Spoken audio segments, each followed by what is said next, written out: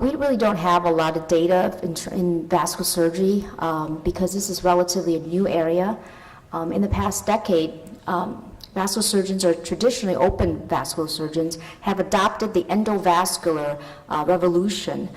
We've been through our own decade of revolution, and I do most of my cases endovascularly as well. But I do feel that there is a role for robot for those patients that have failed previous endovascular surgery to give them a better long-term outlook. So I'm going to present to you some of the cases that I've done to really this is, I believe, a tool as part of the armamentarium for a vascular surgeon. Here are my disclosures. Currently, the Da Vinci surgical system is not FDA approved for aortic surgery. I've been using these procedures, using robotic assisted procedure under an IRB approved protocol at Henry Ford Hospital. The goals of robotic assisted aortic surgery, I believe, are threefold. Really to provide a minimally invasive method with a similar long-term outcome as an open operation. There's been a lot of criticism in terms of endovascular that it is less invasive. However, the durability of the stent graft as well as the long-term outcome are slightly inferior to that of an open operation. And for the patients, we would like to improve the functional outcome of the aortic operation, such as shorter length of stay, less pain, and more rapid return back to work. And thirdly, for the surgeon, it is to enhance the experience of the robotic surgeon in terms of manual dexterity. You saw the surgical position, and you can able to see better, so therefore you do a better operation. These are the current applications for robotic surgery in vascular. The first, aortic bifemoral bypass for occlusive disease. Most of these patients, I agree, are done endovascularly with stents. For short segment stenosis, narrowing, or even some of the occluded lesions, we've been able to get through with a wire. We're pretty much like catheter jockeys as well as an open surgeon.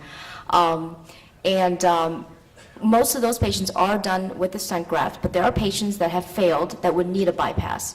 Other thing would be for repair of aneurysms in basically younger, healthier patients that we think that would need a longer term outcome and less invasive procedure and less reintervention. The third type of procedure I've been using is for ligation of type 2 endoleaks after endovascular repair. These are patients that I've done stent grafts, performed stent grafts, or have done previously elsewhere, and their aneurysm sac continue to expand because of retrograde flow from the inferior mesenteric artery, and this sac expansion could eventually develop rupture or graft destabilization.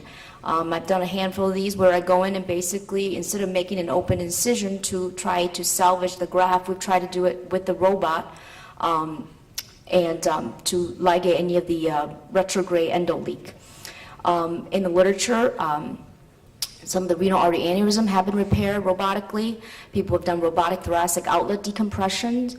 And also in the catheter world, in endovascular surgery, we've used endovascular intervention with steerable catheters. Here you see the docking of the robot in a patient, a 44-year-old patient who had previously underwent 2 endovascular interventions. She had both kissing stents in the iliac artery, and that had failed. We went in and put in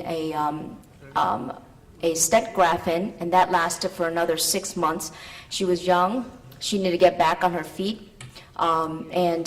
We offer her, the other option would be an open aortal bifemoral bypass. But she was agreeable for the robotic aortal femoral bypass.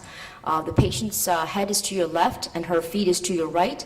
We've also, in her case, already made groin incisions and dissect out the femoral artery and vessel looped it. You can see right here.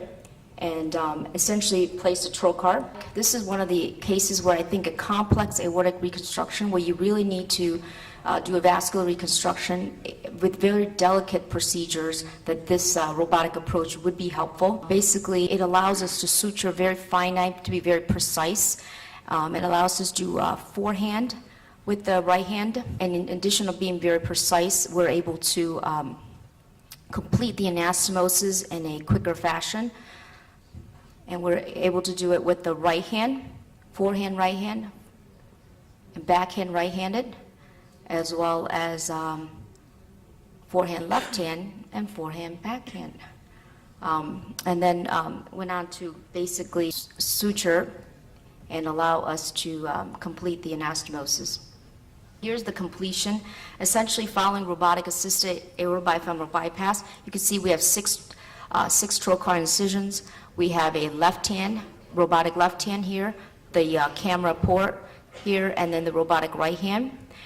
Here is where we put the aortic clamp to make sure we clamp for proximal anastomosis.